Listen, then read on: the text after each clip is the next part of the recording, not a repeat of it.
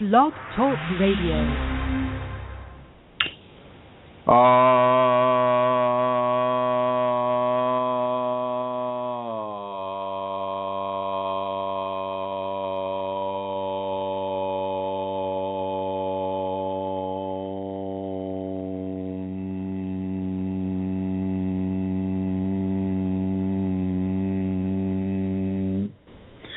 Hello, everyone, and welcome to this conversation about your Kundalini Awakening experience. My name is Chrisam, and I'd like to welcome everybody who's in the chat room. And I see Manisha's typing, Mary Jean's typing. Hopefully, people can hear. We got to do our normal little sound check here. Hopefully, Vincent, Mary Jean, or Manisha, or Helly can let me know if this sound is actually coming through. Sometimes with Blog Talk Radio, you don't know if you're talking to the air or not. The sound is excellent. Well, thank you. Very good. Okay, here we go. Zipping and zooming right into our conversation today. I'd like to talk with you about being in the Kundalini zone. And what I mean by that is that when the Kundalini activation comes upon a person, and I can't say that it's this way for every person, but I can say it is this way for many people. Your world begins to get closed off from anything that isn't the Kundalini. You may feel compelled to just stay at home. You may feel compelled to stay away from home and to stay somewhere where you can just be within the instructions of the Kundalini. And the instructions of the Kundalini would often be along the lines of, stay away from large crowds. Don't go into a mall. Don't go to a large sporting event or something like that. Right now, you need to kind of just buckle down and be with the Kundalini and listen to the Kundalini and follow the instructions that the Kundalini is giving you. And in many ways, that takes you right out of your social environment. And you may find, those of you that have had this occur or are having it occur, you may find that not only will it be your social friend network or workmate or, church friend or whatever, those types of relationships, it may also take you right out of your family relationships. Not typically if you have kids. So we're not talking about parents and children right now, unless it's full grown. If you're a child and your parents are full grown, then maybe that's the other way around. If you're a parent and your kids are full grown, and say the family's kind of reached adulthood, then this can happen to the family as well. You can be taken right out of the familiar social communication environment that you've grown accustomed to. It's very important for you to remember this, very important for you to understand that when you are being sequestered that way, when you are being taken into this Kundalini zone by the Kundalini itself, and by the actions of the Kundalini upon your interest levels, upon your levels of focus, upon your preferences, upon those areas of strengths and weaknesses that the Kundalini will use to begin your training in earnest. And by earnest, I mean closing you off from everything around you and everyone around you to some degree, and just having you focus on the Kundalini itself. And in that way, you can see the safeties. You may be thinking, well, how can I do the safeties if I'm not out in public? How do I interact with people if I'm being sequestered off in my apartment or my house or my trailer or my log cabin? Well, you definitely will have to go into society. It's just that you won't be able to go into the society for the purpose of visiting friends. You'll go into society to shop or to do the basic necessities that you need to take care of. And in those interactions with clerks, with perfect strangers, with people that you may meet at the store, at the petrol station, or wherever. When you come in contact with those, that's where the safety protocols come in. If a perfect stranger, does something to you that is unfortunate, or your forgiveness comes up, your tolerance comes up, your patience comes up, and so you can have the sequestration from the Kundalini. You can be put into that Kundalini zone where it's all basically about the Kundalini and you, and at the same time practice the safety, because you will have to go shopping. You will have to do the things that are necessary to keep your life moving in the way that it has been moving, and the Kundalini will support that to a large degree. She's not going to, unless your job is so toxic to you, or a relationship is so toxic to you that the Kundalini itself says, "Oh man, this relationship's history." She won't go out of her way to take a relationship away. It has to really, really have levels of toxicity either present in it or coming towards you. Maybe starting a relationship with an axe murderer, or having a relationship with somebody who's just basically in it to steal your money, or to steal things, or to hurt you.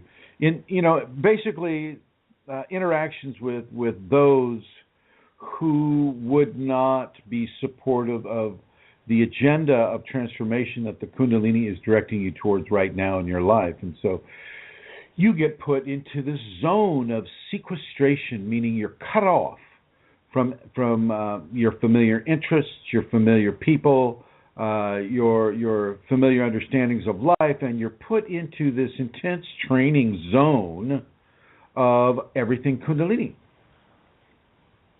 If you have a teacher, well then, boom, then you're spending a lot of time with that teacher. And if you don't have a teacher, then you're being directed by your Kundalini for specific levels of information that allow you to partake of that Kundalini zone on your own. Got to remember, you've got this divine force within you. It is on its own within you. You are on its own with it inside you. So it can direct you. Don't be surprised. It can direct you, and your main consideration in that scenario is discernment. You got to be able to discern that it is indeed the Kundalini and not your ego, that it is indeed the Kundalini and not an entity. We have to look at levels of corruption. We have to look at levels of fear. We have to look at levels of fear of loss and want of gain. We have to look at levels of self-aggrandizement. It's like, are we starting to phrase our Kundalini as the ascension path? Hello, yes. I'm ascending in front of you right now. You just can't see it because it's happening in a very special way. So, you got to look at it in ways that, does it feed self-aggrandizement?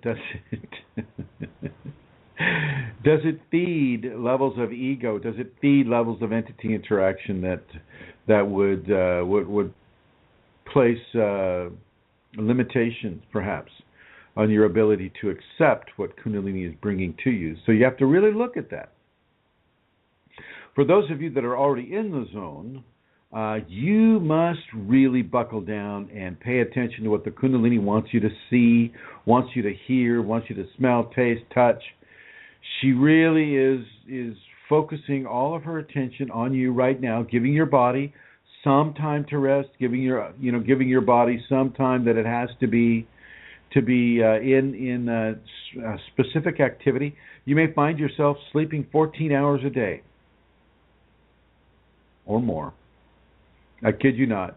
You may go to bed at 8 in the evening and not get up until 10 o'clock in the morning. And this is normal.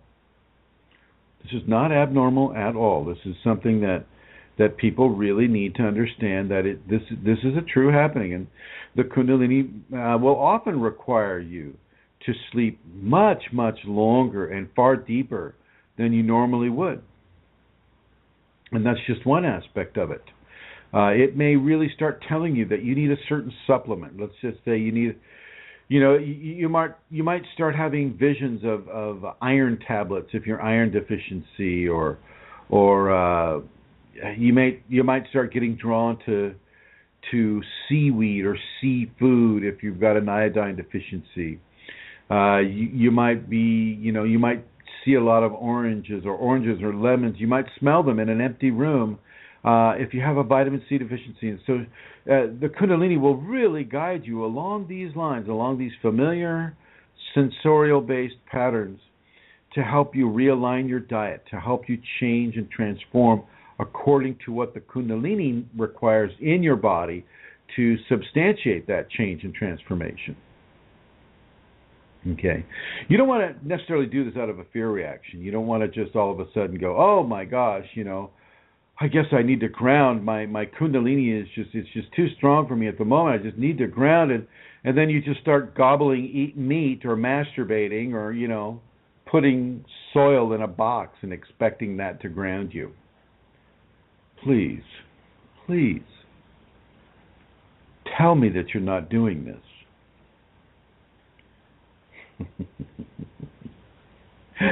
Tell me that you're not doing this. And Helly, who is on the chat room right now, she says, I have slept 12 to 14 hours per day and feeling tired all the time. And I'm looking for a whine in there, but I'm gonna pretend that it's not there. And Helly, you might look at that atomidine equation for yourself. But also, you just got to understand that the Kundalini will take its time with you, and it's not going to materialize the way your ego and your comfort zones are used to seeing things materialize. Not at all. So it's very important for you to realize this and not go into resistance. You don't need to self-commit to a hospital because you think that you're sleeping too much. Or you think that I'm tired all the time, and then you expect to go to the hospital and you expect people that don't even recognize the existence of spirit, for crying out loud, to be able to see the effects of spirit upon the human body. So, they're not going to find the truth no matter what. They'll make a truth up and try to make it fit your symptoms in order to make themselves not look stupid. This happens a lot. I've worked with physicians in the back office, right? So here's what happens. You come to the doctor's office for your general checkup, and I say, okay, I'll say, yes, Miss Manisha. Yes, Miss Manisha, it's your turn. Here, step into this room here and have a seat on the table. And I'll take your pulse and I'll look at your respirations and, I'll do a subjective, objective assessment prognosis report upon you. And then that all gets done, the BP, the blood pressure, the pulse rate, the breathing, all of that stuff, what the complaint is, what they're telling you it is, and what they're showing you it is, blah, blah, blah. That all gets done. And then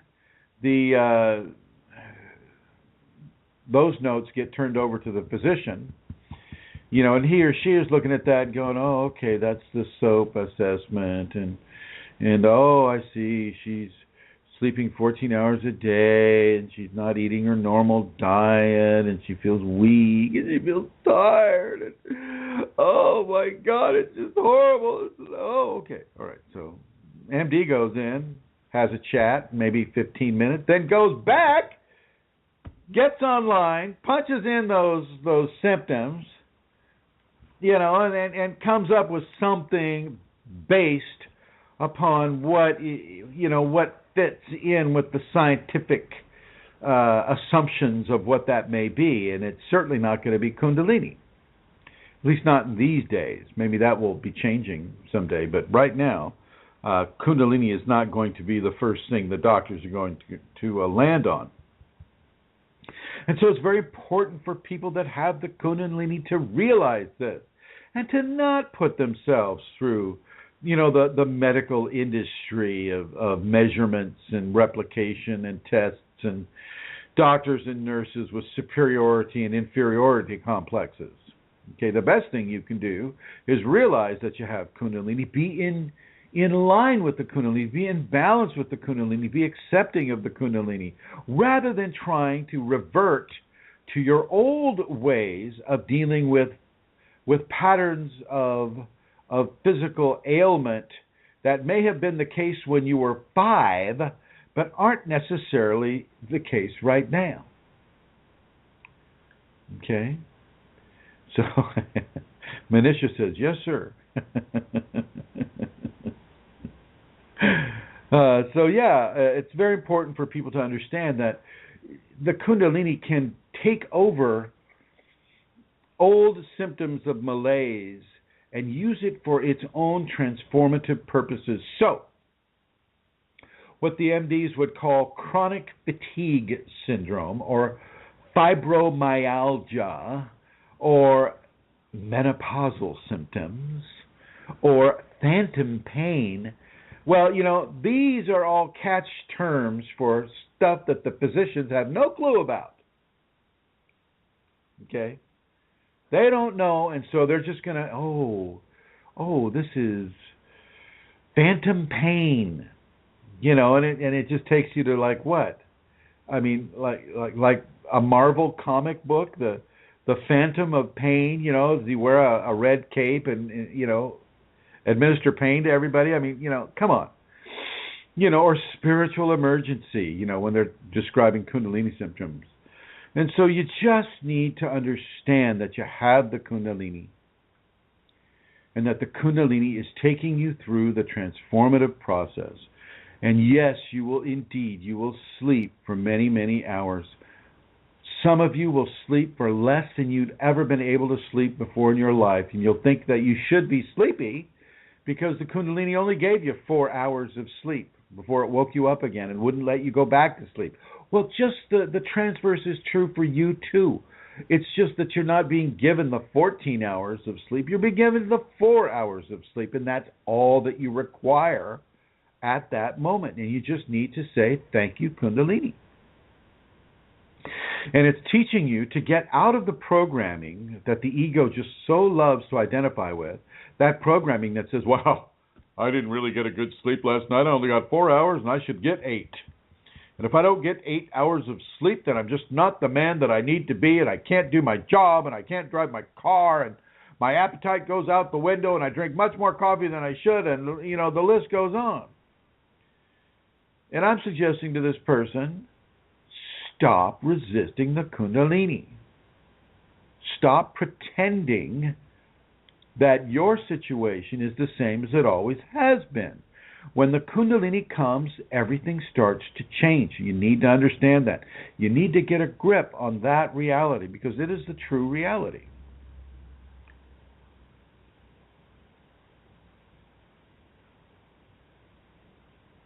You've got to understand this. It is a true reality. And it is a reality that is not backed up by science. It's a reality that is not backed up by the art of medicine. A lot of doctors like to consider themselves scientists. But the medical industry is based upon the art of medicine, not the science of medicine. Medicine is an art, and they call it an art when they can't cure you. They say, "Oh well, it's an art," They call it a science when they think they can cure you because, it's medical science, And so I see. Good. So, it's very, it's something to be really, really aware of as you enter into a hospital or as you're in that Kundalini zone and you see your life changing all around you. All of a sudden, you have no friends around you. You have nothing familiar around you. Maybe she's moved you to a completely different city where you don't know anybody. You don't know anybody. And she's not letting you know anyone. She's not letting you have friends over. She's not letting you have family over, and by she, I'm talking about the Kundalini, the sacred feminine. Kundalini isn't allowing you to have employment. She may be forcing you to live off of your savings, something you never thought you would do. You know, you who are saving up for that nice fat retirement, you know, get me my piece of land, and you know, speaking for Christendom, you know, my trailer on that piece of land, and you know, a gold-plated kitty poop container for Lasha, of course, because Lasha's just that way. You know. So yeah, I mean, those of you that are saving for the retirement, oh my gosh, you know, and all of a sudden the Kundalini has you using that money that you've secreted away for your retirement, is all of a sudden being used to pay your rent because you're not allowed to have a job. Think about that. That's also part of being in the Kundalini zone. Lots of changes will occur. For some of you, you'll lose your relationship. Your current relationship will go right out the window. If spouse is an alcoholic and can't stop drinking, well, the Kundalini will begin to terminate that relationship, because Kundalini does not want that energy vibe affecting your transformation. You know, if you're in a house of criminals, you know, and they're actively committing crime, well, you know, that scenario may also be changed because of the low level of ethic that you're being surrounded with. I mean, there are many, many, many permutations of what it is to be in the Kundalini zone, but you just got to understand that you're not broken. Just because things are not fitting in nice and neat with the ego assumptions of how life should be does not mean that you're sick, or you're, you know, in need of medical care or psychiatric care or shamanic care or any kind of alternative therapy care.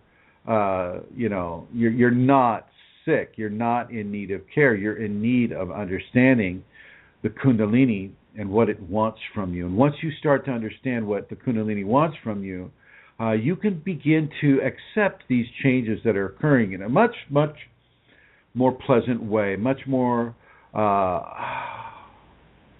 a way that allows you to have peace and serenity inside of this condition. I'm going to give you the lo-fi connection options. That's what they call it. They call it lo-fi. I don't know why they call it lo-fi. Anyway, the guest call-in number is New York City area code 347-934-0026. That is 347-934-0026. And go ahead and give us a call, and the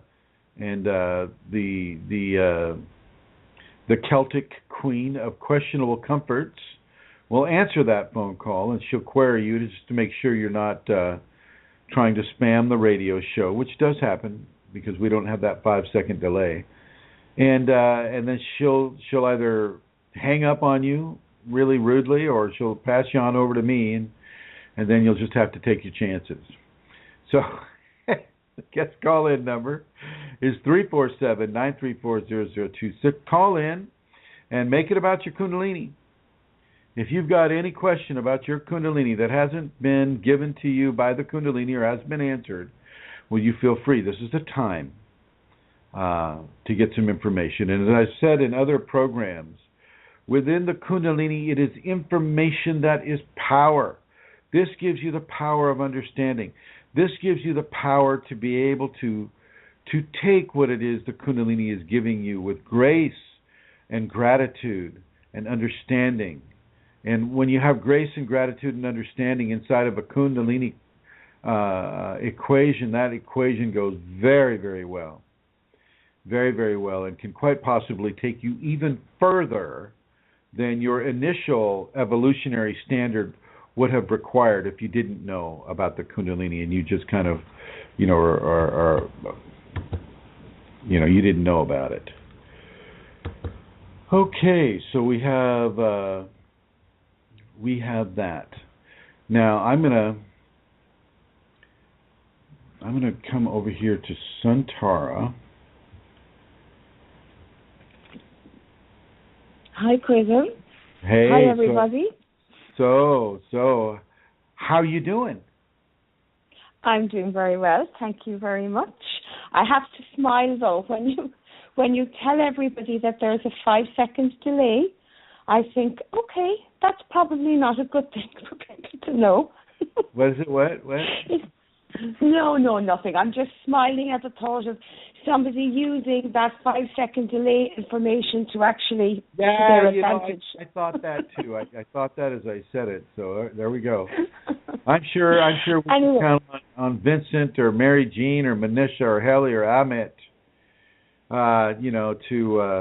to call us in and to start giving us, shall we say, some good questions and good.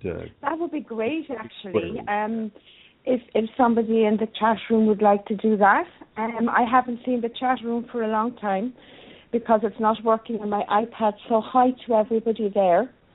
And it's great. The sound is good, Prism.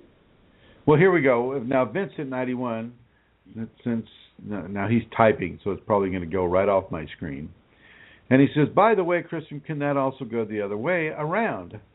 I was all by myself focused on forgiveness all year, but now I'm finding myself focusing more on getting a job and some social interactions. Yes, it can indeed. It can indeed work that way, Vincent.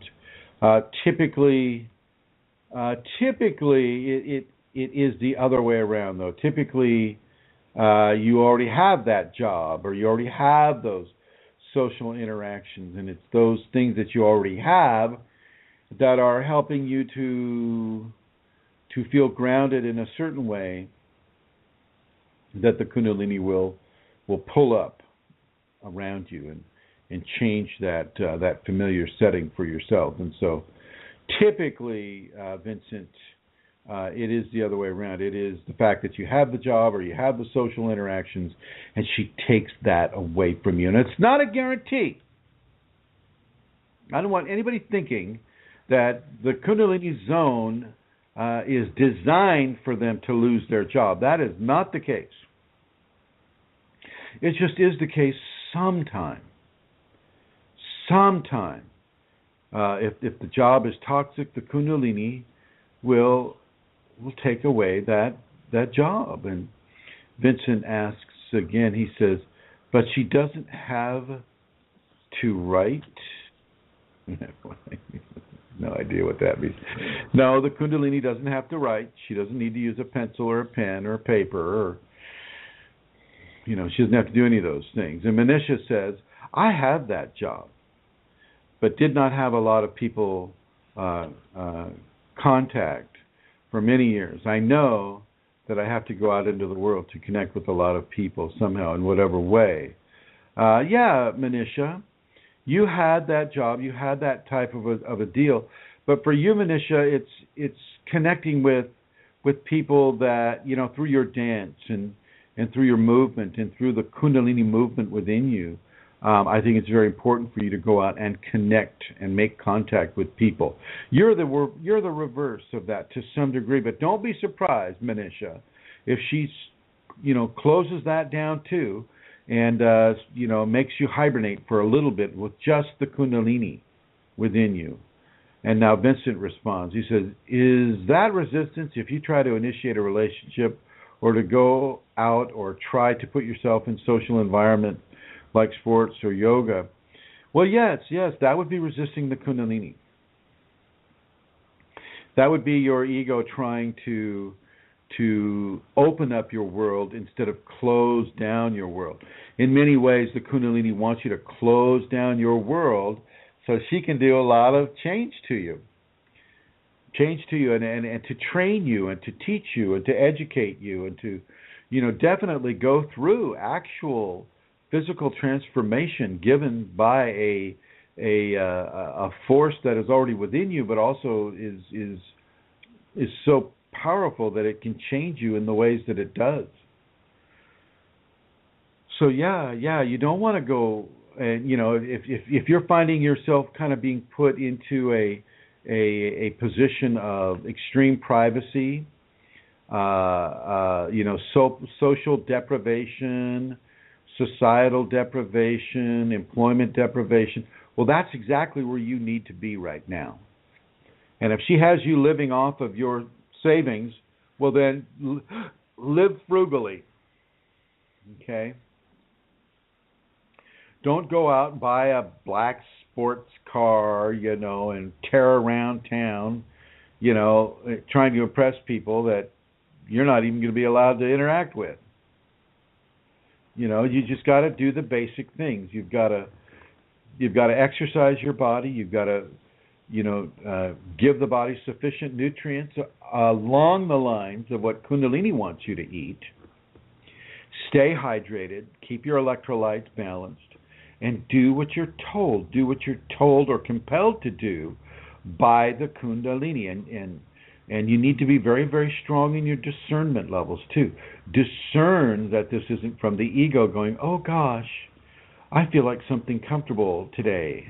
Or an entity going, oh, gosh, you should listen to that ego. That ego is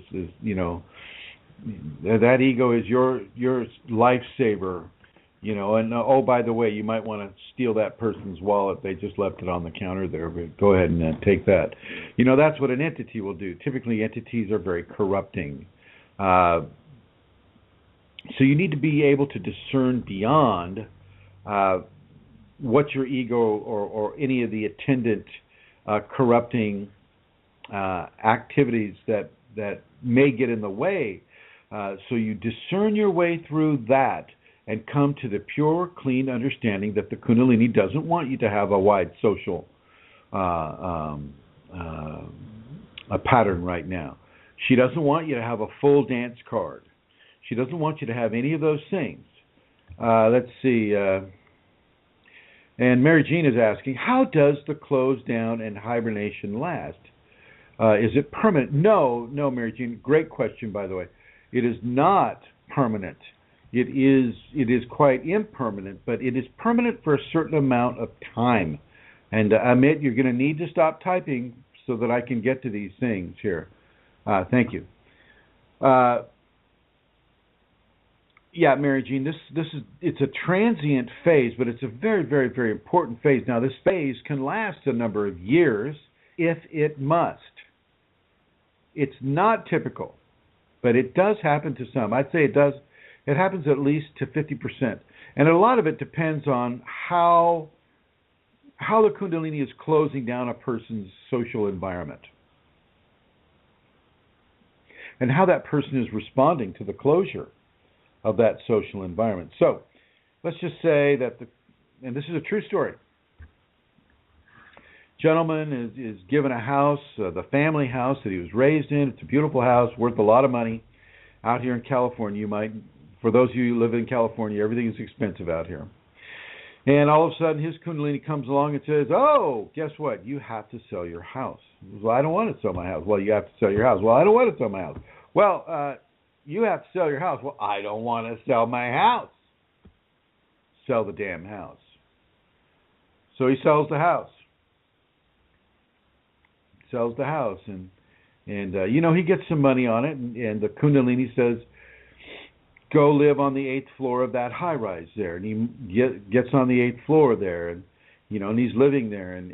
But he's not allowed social companionship. He's not allowed. He's being closed down. He's being taken away from familiar surroundings, i.e. the house that he was told to sell. He's being placed in very, very unfamiliar surroundings, i.e. the 8th floor of some high-rise in some town in Southern California. And, he's told to quit his job. Well, this guy has, a fairly high-powered position, making lots of money. And, you need to take a job that pays you less money, but will allow the Kundalini to transform you by making it an easier job than you currently hold. And this person knows by now that you don't resist the Kundalini. And so he quits his high-paying job, and he takes the lower-paying job. And this this is very, very important. Because this man is beginning to surrender to the Kundalini, and this is working well for him.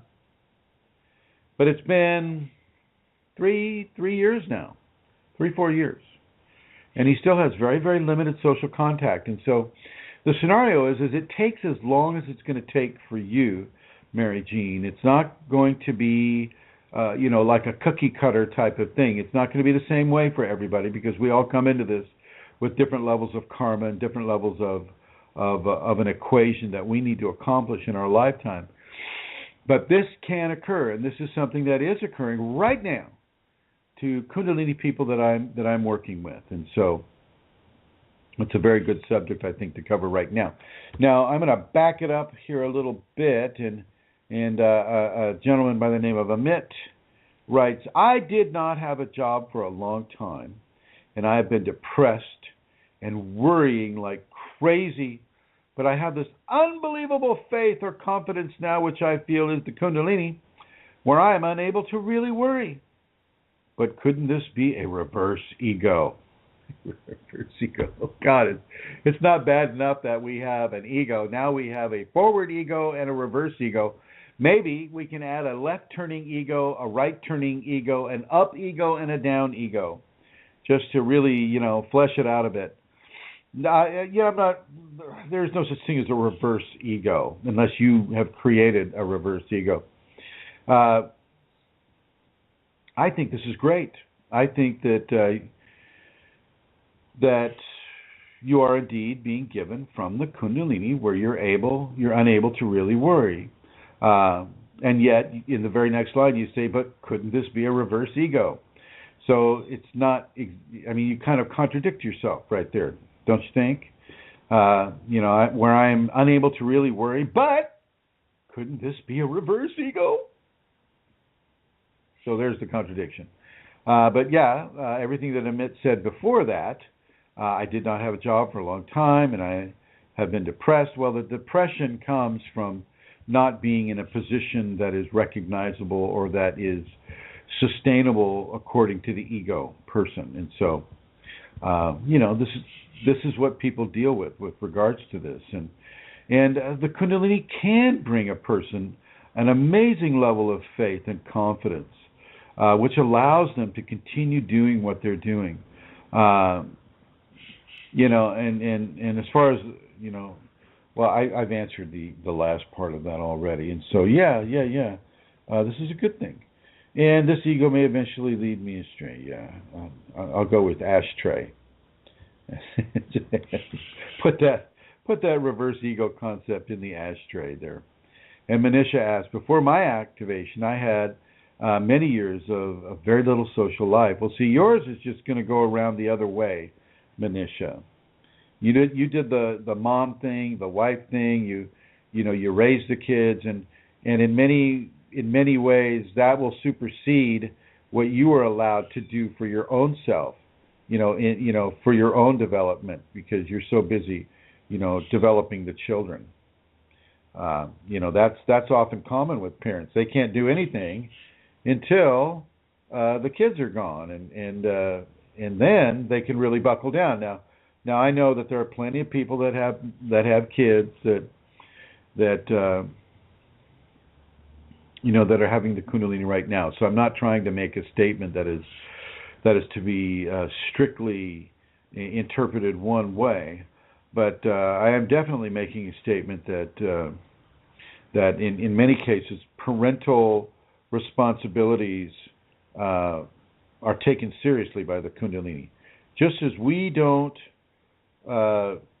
just as we raise our kids, so is she raising us, and she's not raising us in order to abandon our children, unless that is, indeed part of the plan. Okay? And sometimes that can be part of the plan. And so you just have to understand that these things do occur sometimes, and you do need to be aware that your surrender to the Kundalini is one of the most important aspects to your Kundalini awakening equation. How you surrender to being in the Kundalini zone. like Vincent was asking earlier, do you fight it or do you embrace it? And if you embrace it, how do you embrace it? Well, the way you embrace it really is to follow its instructions. It's giving you very, very specific instructions, and in many ways, you're not able to say keep that social life going the way, or the employment social life going, or the relationship and social life going. Those things may have to fall away, or they can actually be improved as well. I know that other people, they have a spouse, and the Kundalini and that spouse go together well, and that relationship doesn't have to go, but maybe some other aspect of that person's life has to be changed in order for the energy to flow better within that individual. And so I'm going to swing it on over here to Santara here. Hello? Hi, Chris, I'm back. Yeah, it said you dropped. No, I was speaking with somebody on the phone, but they're not coming on. But I'm just giving some information, including the information about where to go to make a donation. The person was extremely appreciative of the work that you do, and couldn't remain to hear where she could go. So can I just take this opportunity and give out that information now as well, cousin? Yes, ma'am.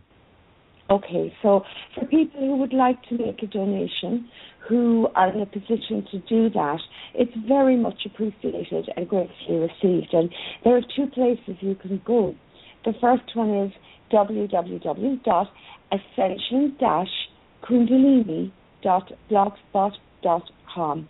And I think the easier one to remember is chrism-kundalini.blogspot.com. And the donate button is there, and it is very easy to donate once you get to that point. So I just wanted to say that, Chrism, and thank you. Thank you. Go ahead. I would said.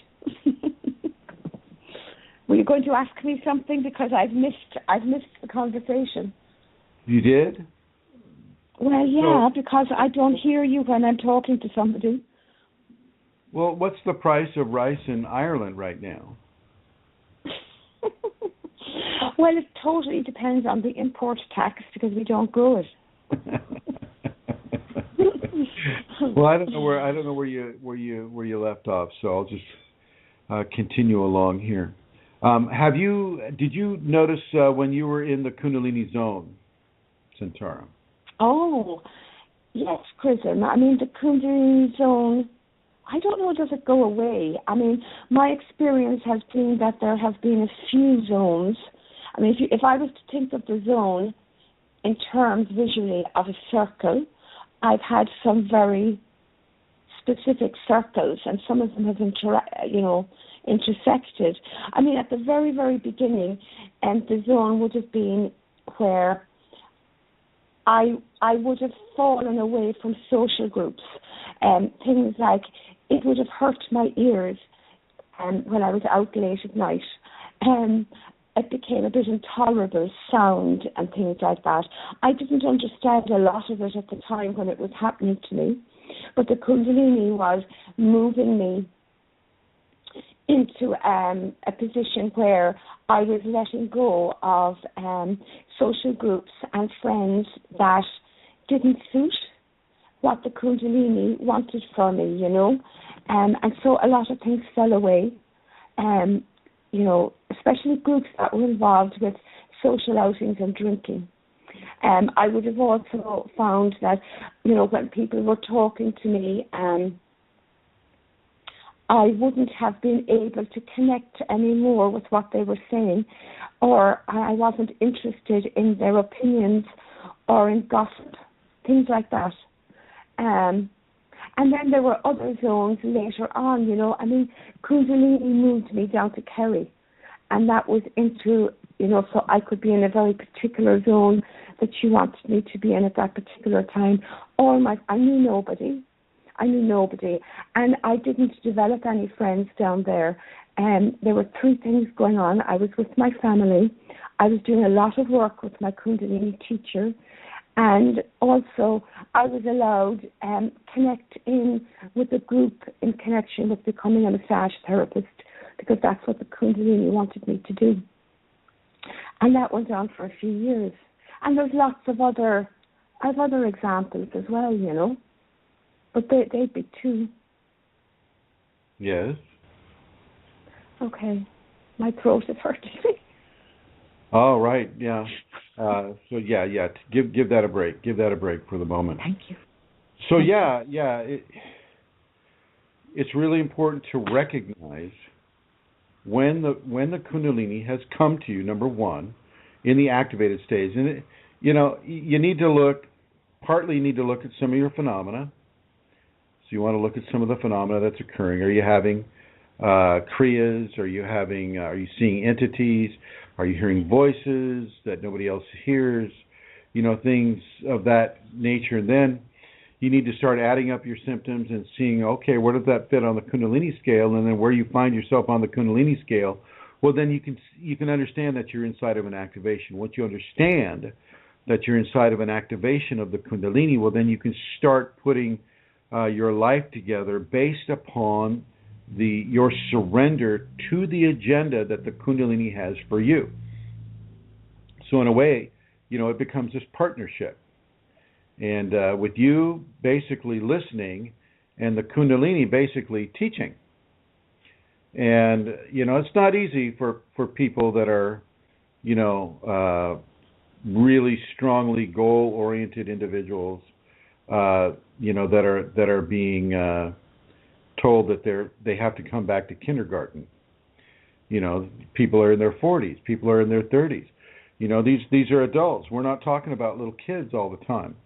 And not everybody wants to go back to kindergarten when it comes to learning something. And Amit is asking again. He says it, meaning something, was totally opposite for me. He says he was being drawn more to social life in groups, even though he would still remain alone and lonely, but within a lot of people. That doesn't really sound like a zone. That could just be, a social environment that just isn't working out or doesn't have a lot of resonance for an individual. So yeah, I'm not looking at that, Amit, in a way that is, along the lines of what I'm talking about. And Manisha writes, well, I know this too. She says, I had this for many years, feeling alone while being with people. But now I'm connecting much better, and I can still have the lonely feeling, though. And anyway, everybody's going on and on and on about their social life now. But yeah, typically you're taken out of a social environment. Yes, Santara, I'm sorry. I was going to say I'd agree, because it's a removal, for me anyway, as well. It's a removal from how your life was. It's a very, very definite... It's a very definite removal. It's not, it's not being the wallflower at the dance. Yeah. It's not that at all. That's just low third chakra activity there. So low self-esteem and feeling alone while being with people. But no, with the zone aspect that I'm talking about, it's as you mentioned, Santara, it's the removal of you from a social environment, or from a relationship, or from an employment, or from any given sector of human expression that the Kundalini decides to remove you from. It's a taking away, not an adding to. And so it's very important for people to understand that. Now, I'm going to move it on over to Her Holiness, the Queen of Questionable Comforts, Santara Kundalini, to begin your questioning. I didn't look at the clock closely enough. Okay, so no, it's fine. So, so the first question is about sexism. It comes up. It's about sex and the Kundalini. It's often, because you said sexism, and I thought, whoa. Oh no, sorry. I'm kidding. I'll slow down my speech because I might be speaking too quickly on air. Okay, so it's often written or said that Kundalini can be transferred via sex from one partner to another. Could you say if that is the case? I mean, sometimes when people speak about that, it makes it sound as though it's casual, as though, the Kundalini is transferred sort of as casually as, we'll say, the sexual fluids. I mean, is it necessary to tell a partner about Kundalini before one has sex with them? Because of this, Kundalini can be transferred via sex. Well, I think it's the kind and considerate thing to do, because it certainly can be transferred from a person to person. If person A has sex with person B, and person A is activated with Kundalini, well, then person B it's possible for them to become activated too. Now, it may not be accidental. The person A may have been pushed towards or attracted to person B by virtue of the Kundalini within them. But person B doesn't know anything about that. Okay? And they have to be given a special education with regards to Kundalini. But the other thing is to be kind and to be considerate, is also to be honest and truthful. And if that person that person A is wanting to have sex with person B, well, if person B doesn't feel like that's something they want to do, then you need to be able to make it clear to them that, yes, indeed, I have the Kundalini and you might get it too. And I know that can possibly end a relationship, because right now, on the internet and in certain publications, Kundalini is not seen as a good thing. It's, they understand it's divine, they understand it's beautiful, it can give you grace and bliss and ecstasy and joy.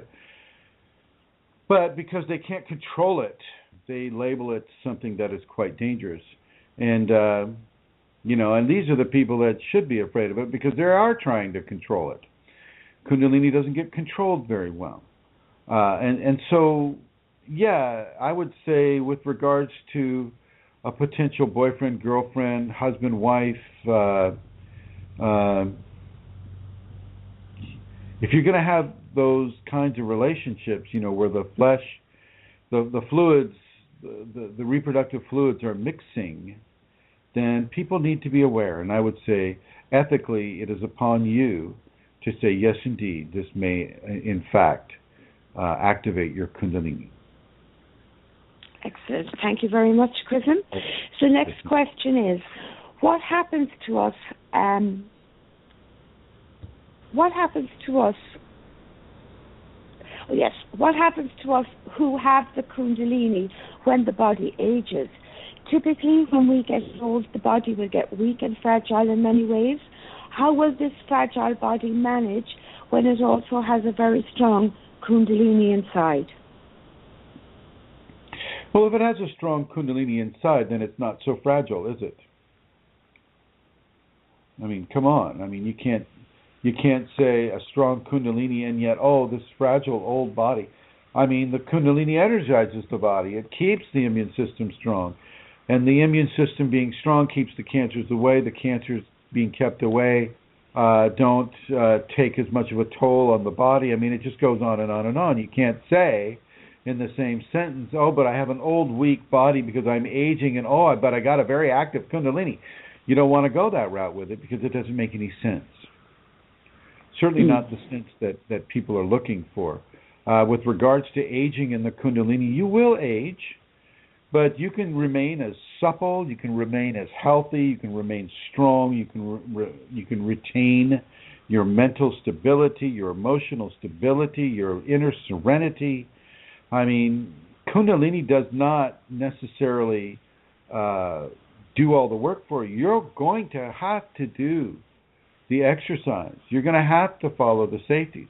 You're going to have to do the 5 Tibetans or the Tai Chi or the Qigong or the Pilates or the yoga, some sort of hatha yoga. You're going to have to get out there and breathe the fresh air. You're going to have to ground yourself. There are all kinds of things that you have to do based upon the fact that you're having the Kundalini that you would not normally have to do by just being a regular unawakened person. This also carries into your aging process. And so you don't really get to separate the Kundalini from the aging process and go, oh, okay, I've got this fragile body, but I have active Kundalini. Because Kundalini activity within that body is not going to allow the aging body to become that fragile, little lump of cancer or disease or unease or disability that would otherwise happen without the Kundalini. Over. Well, the next question is, I'll ask it anyway. Do we who have the Kundalini activated or awakened have a less chance of getting seriously ill with cancers, etc., or are the risks just as small or as big as the rest of the population? It depends on how you're responding to your Kundalini, really. Are you reaching out into the population? Are you giving goodness, kindness, grace, gratitude, happiness, joy, healing, service? Are you doing those things? Well, even if you are doing those things, if you're only to be here for a certain amount of time, that lifetime commitment will be honored, and you'll be dead at 62, if that's the year that you're supposed to die in, at the year of life you're supposed to die in. We have karmic responsibilities, too, that tie right in with the Kundalini. Now, the Kundalini can indeed alter a person's karmic path. Doesn't necessarily do that very often, but it can alter a person's karmic path as far as dying goes. As far as cancers go, once again, if you have an improved immune system, well, you have an improved system that doesn't allow cancer to take hold in the body as readily as it would without it. If you're following the Kundalini dietary standards, if you're not drinking a lot of caffeine, if you're having a good mixture of plants and compact proteins, if you're taking your vitamins, having a good vitamin C complex, and getting outside and having that prana, moving yourself, helping other people, well, that is going to indeed, if you were to die at 62, well, maybe that just gave you a decade more of life. 10 years of sunrises and sunsets. I mean, that is a very, very, very valuable gift for a person that's looking to die at 62. Okay, and but people don't know when they're going to die. They don't know their karma that way, and so, it's kind of a guessing game for most people. But within the Kundalini can extend a person's life, to be sure. It can also radically improve the immune system of an individual, to be sure. Over. And there's another question about physicality. Would it be possible that I'm growing taller? I mean, I'm 20 years old and supposedly I stopped growing. Is this even possible with Kundalini awakening? I have always wanted to grow taller and it is happening now. Yes, that's quite possible. Over. Okay, thank you. Yeah, thank you. Can you say what is a horseshoe activation prism, please? Horseshoe. Okay. Horseshoe activation is where the left side of the body, including the left big toe, activates with the Kundalini. The toenail of the left big toe will typically turn black or a really dark blue, and sometimes the entire toe big toe itself on the left side can turn black and blue, and you haven't stubbed it, you haven't rammed your toe into anything. It's just all of a sudden it starts to turn those colors, and you're just kind of wondering, well, what the heck is that? And you'll start feeling tingles, and energy movement going up the left side of the body, and during a certain part of the process, it will go all the way up, and it'll cross over from the left to the right aspect of the cranium, and as it passes over that fontanelle area of the cranium, instead of the energy flow going up, which it is going up from the toe to the top of the cranium, well, now a certain level of energy is going to be shooting downward from the cosmos, going down the right side of the body, and this would be the masculine side, and that energetic shift, for it going downward is also the masculine expression of energy coming down through the cranial areas and into the right side of the individual. So this is a very, very, very, I don't know how common it is. It's what happened to me. I see it happening to other people too, other Kundalini people, and basically it's a way that the sacred gender will begin to place itself within the human system. And so as that activation goes up, up the left side, over the fontanelle, and down the right side, and the corresponding energetic movement is given, that person is ready to begin to get put into Kundalini zone. Get into this Kundalini zone. All of a sudden, the person has their social their dance card loses a lot of dancers. Their social environment loses a lot of people, and certain people will be allowed to stay with you within this context, but most people will be given to leave, and you'll be actually given to leave them. Partially, you might do some of the leaving yourself, but it's different for each person, and yet there are some very strong similarities with each person too when it comes to the Kundalini zone. Typically, it is a deprivation of the life expectations that were occurring before the activation took place. I don't know if I answered that question or not. Did I answer it?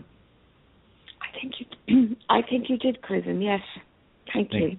Thanks. The next question is chronic pain associated with Kundalini awakening? Sometimes it is. I think, especially when you're resisting it. I mentioned some chronic pain scenarios at the beginning of the show, like fibromyalgia. Is a level of chronic pain that has a Kundalini origin, and let me bump Eileen on here. I think she's got that.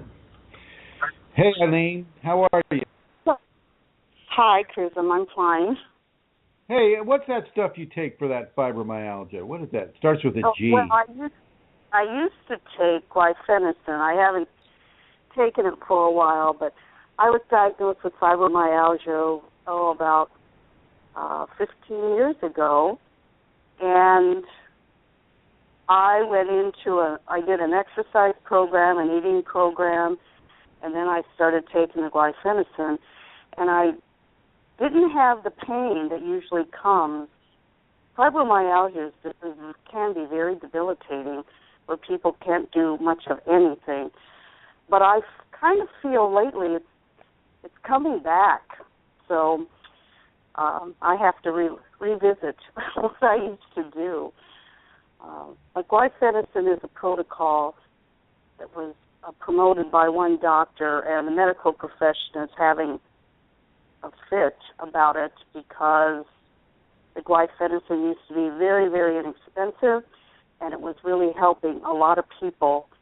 And now they've been pulling it off the shelf, and so a lot women. It's mostly a female disease, and so a lot of them now have to go to the hardcore meds, which I really am not interested in doing. So anyway, it is, but mine came way before my Kundalini was activated. But I have a feeling it was like a pre-Kundalini type situation. Sure. Well, thank you, my dear. Yeah. So with that understanding, the Kundalini can certainly bring on certain levels of chronic pain. People would see chronic fatigue as a level of chronic pain where they just can't get out of bed.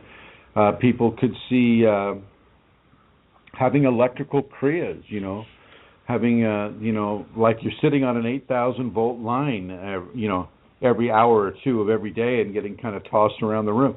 That would be considered a painful event in a person's life. The Kundalini can bring the pain, but it doesn't typically do it just to bring the pain. It's bringing it like a headache. It's very, very easy for the Kundalini to bring a headache. And I mean some sharp headaches. I mean like knives going into the brain type of sharp migraine-style headache. It's not pleasant whatsoever at all. And yet it will bring that. And it basically is bringing that and saying, okay, enough meditation, enough devotion, enough prayer, enough whatever it is you're doing. It is using that methodology of warning, giving you a heads up, saying, hey, back off a little bit. Give the body time to process some of that energy, that you've already put into it. Mm-hmm. And so, that kind of pain is fairly common for people that have the Kundalini. And so you do something different. You do something else. And with that in mind, you need to understand that it can bring... Let's just look at what Kundalini is. Kundalini is the hand of the divine. And the divine can bring as much pain as it wants to bring you, for whatever reason it would want to bring it. And that can be some pretty severe reasons. Karmically speaking, that can be pretty severe stuff. But it's not typical. People that are coming into the Kundalini, they're also coming into manifestations of joy and ecstasy and grace and kindness and goodness and love and the blessings of love and gratitude and graciousness and truthfulness and honesty and self-discipline. All these really, really, really positive qualities. This is where it's typical for Kundalini people to go. Depending upon their karma. But most often Kundalini is a blessing, an absolute blessing. But people have to begin to start treating it as a real thing instead of as an illness. If you treat it as an illness, well, guess what? It can become a severe illness.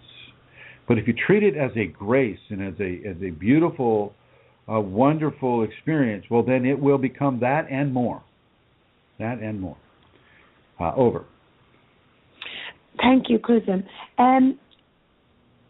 Just to stay on that just another little bit, would arthritis, in terms of Kundalini awakening, is there any point in naming things, or that thing that happens in the, what's it called, the mandibular joint, the temporomandibular joint, TMJ pain? Is there any point really in getting specific? What you said covers all of that, doesn't it? Well, it does, but the thing is like with arthritis, it's synovial fluid that is missing, and that's what's causing a joint to have crepitus within itself. And that crepitus, too basic, the bones rubbing against each other without the smooth oil that allows the joint to lubricate itself. That's what causes the pain in arthritis, and definitely some of the changes in the thyroid and the parathyroid and the pineal gland and the thymus gland and some of these ductless glands can have a very, very defined effect upon the body's production of synovial fluid. And so that's something that you need to consider. You don't want to just, take some MD's or somebody's advice that doesn't have Kundalini and try to force fit it into your Kundalini awakening equation. It's just not going to work, and it can bring about pain of the severity of acute arthritis. You can do that. And so you really, really, really want to get as much good, solid information that you can, typically that you don't have to pay $1,000 million for, but maybe you can just go to www.kundaliniawakeningsystems1.com, and you can get that information there, and you just begin to start to build a case for acceptance and surrender and gratitude for the Kundalini within you, rather than trying to fight off this nasty, nasty disease, because it's not a disease, and you fighting it off is just going to make it worse for you. Because divinity, there is no cure for divinity. Over. Okay, thank you. And the last question I have today, it's another one about physicality and doctors. It says, the doctors can't seem to understand why my right eye has a very high grade through machine testing has a very high grade, and compared to the machine testing, very low on the lens test. I can see very well. My eyes adjust to any kind of grade. But my right eye and my head area is heavy most of the time. I feel like I prefer to just have my eyes closed in order to relax my whole head instead of straining it because of the condition of my eyes. I know everything is energy, so I want to know what's up with the energy in my head and of my head. Thank you. Well, that sounds more like the horseshoe activation manifestation, where the energy has come up the left side and kind of has vivified the left side, given it lots of energy. And yet it hasn't completed its foray over the fontanelle and down the right side of the body yet. And so this person is kind of like caught within the transformation. And once that active masculine energy begins to descend down the right side, that person's face will begin to balance out again. Over. Okay, Chris. And there is a question has just come up on the group, so I'm just asking it now. I haven't read it. Here it comes. Namaste, everyone. I got my blood test done to find out that the cause of excessive fatigue. I got my blood tests done to find out the cause of excessive fatigue. They have revealed very low iron and vitamin B. I have started Solgar B12 and Spatone iron supplements, but my GP wants me to have B12 injections.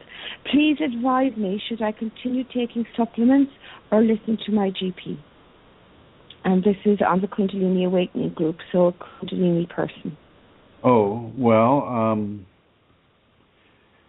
legally I'm supposed to say, well, you must always listen to your GP, your general practitioner, because they're your connection to the medical industry, and the government is always going to support the medical industry. So there you have it. From a Kundalini perspective, which the government doesn't recognize, and neither does medicine, from a Kundalini perspective, it's not a bad thing to have good levels of vitamins. Vitamin B12 injections are not going to hurt you. I mean, except for the injection site itself, which I've never had that. I've never had somebody give me vitamins that way. But I think that it's a win-win in my opinion. You can get your vitamins and keep that going. I mean, the worst thing that's going to happen is that the excess vitamins that you have will just come out the urine, and so it's not really going to bother you so much, except this MD is doing his or her best to take control of your health care.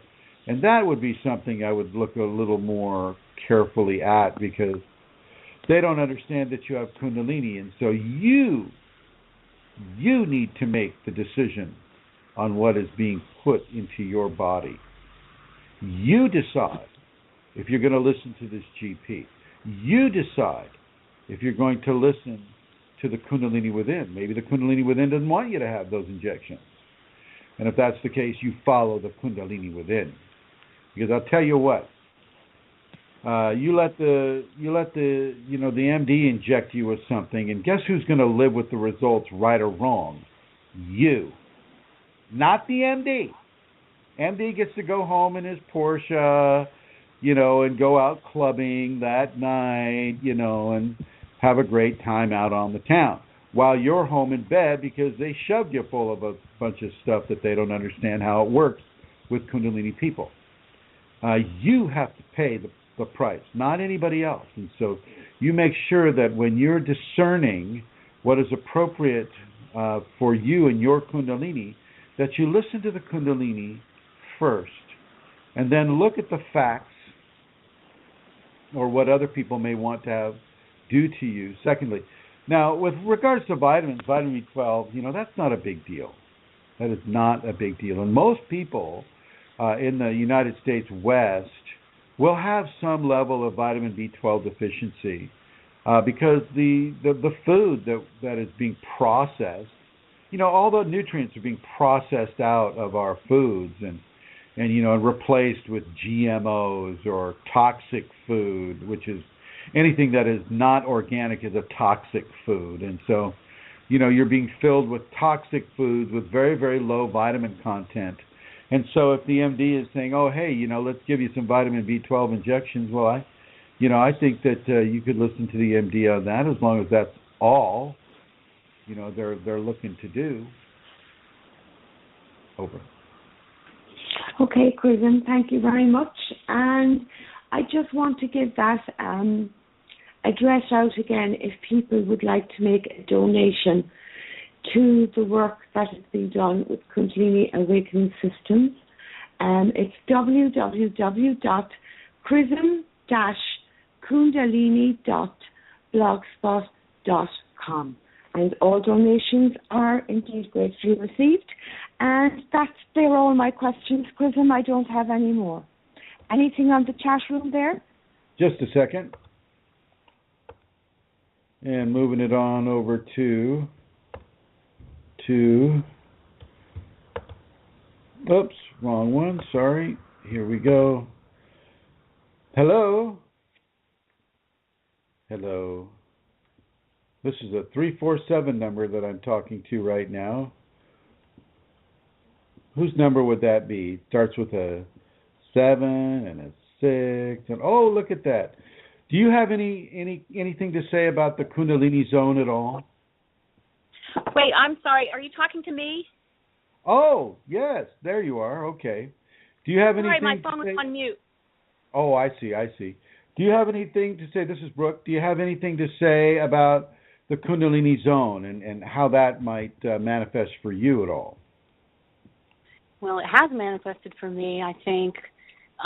When you were talking about how it's taking away, it seems like for me, it's taken away everything. Now, you might say, no, it hasn't, but, you being my teacher, but I feel like it has taken away just about everything. So, yeah, I'm living that right now. Give us an living example. That. How are you living that? What's going on? Well, let's see. God, where do I begin? It feels like this has been going on for years. It's just been a constant refinement, and the refinement has. It's the reason why she's taking away is due to the refinement. But what's going on with me now? Is that what you asked me?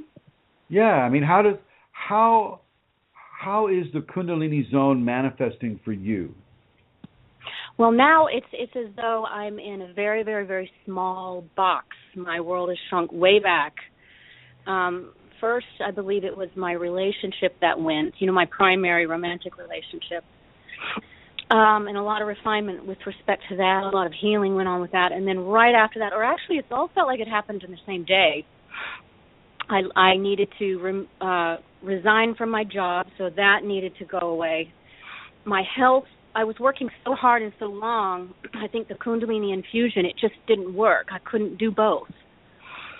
But yeah, it's tough on the ego because you think, well, am I a failure, or has something, what am I doing wrong, or I've had to work really hard to really let those things go. All my goals and things that I wanted to achieve, it just doesn't matter. It's not on the agenda. So that, the job, the relationship, social life, completely just reworked. And it feels like, right now, currently, it's just very, very small. Hello? That's Tika. Oh, my gosh. That's Tika. I love it. Oh, my God, that's my baby. Oh, she's so sweet. Yeah, so it feels like I'm in a very small little box with very, very, very specific relationships right now, not many, and it's just very small.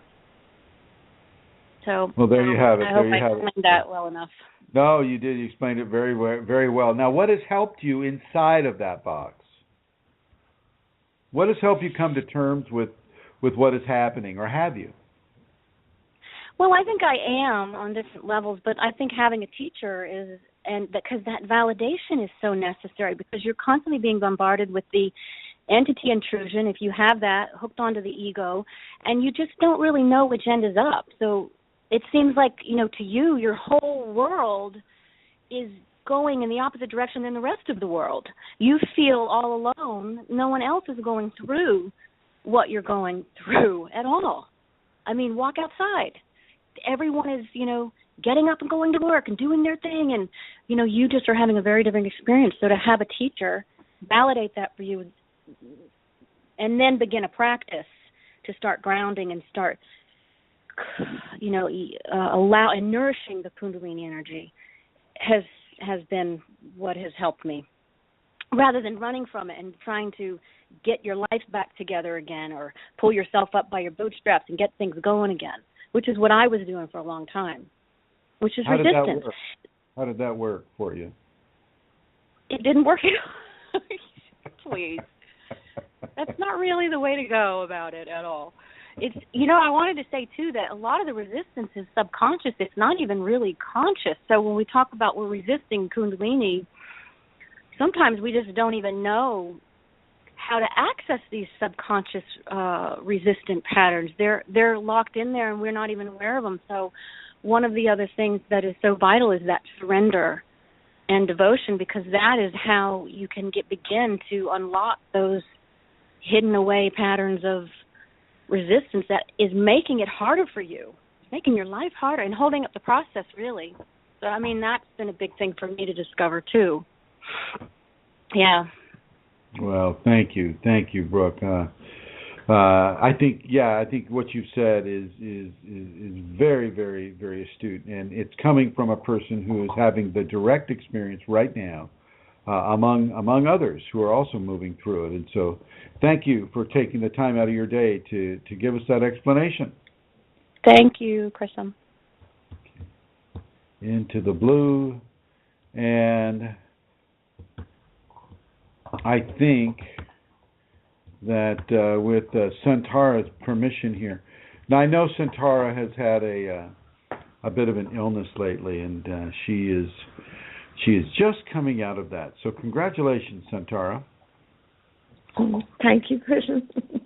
And now, Mary Jean asks, can the Kundalini heal the body? Most definitely, Mary Jean. The Kundalini can most definitely heal the body and protect the body as well. So let's all be clear about that. Kundalini is divinity, and divinity can do anything it sees fit with regards to the body. You're welcome. You're welcome, Mary Jean. And it can definitely heal the body. And I think Amelia is a pretty good example. I don't know how long you had that malaise, Santara. How long did you have it? Oh, it's going on about a week now. Are other people having it for like 3 or 4 weeks? It's not gone yet. I'm not thinking of it in those terms. I do know, though, that in the past, Kundalini has what I would call compressed illnesses, where I have certainly gone through an illness really, really quickly compared to other people. When there's, let's say, a bug going, and people are, I remember particularly a couple of years ago, maybe 2 years ago, people are unwell, and I get it really, really intensely, and after 3 days, I'm perfectly okay, and everybody else is not well for quite a long time, So Kundalini does that. Kundalini compresses, and then I know also my immune system improves greatly after I've had an illness. I feel much better afterwards. It's amazing. Yeah. Well, good. And with that in mind, Amelia asked me to kind of cut the show a little bit short today, so I'm going to shave off that half hour. Okay, my dear? That would be great. Thank you very much. Thank you. Indeed. And we'll catch everybody again next week. Yes, and so I'd like to say thank you to everybody in the chat room. I see you all there right now, and I want to thank you for joining us in this program. I'd like to thank Eileen and Brooke for being our special guests. I would like to thank Joey and Rosemary for joining us here, and Josephine Smith, there she is down there. Thank you very much, ladies, for joining us today. And make sure that you start to surrender to this Kundalini zone. If you haven't already, if you're new to it, surrender to it. Don't try for self-aggrandizement. Don't try for quick fixes. Do the work. Be astute. Be a good listener to the Kundalini, and she will not fail you. And I want to thank everybody for joining me today. And I am going to end this as I always do. And here we go.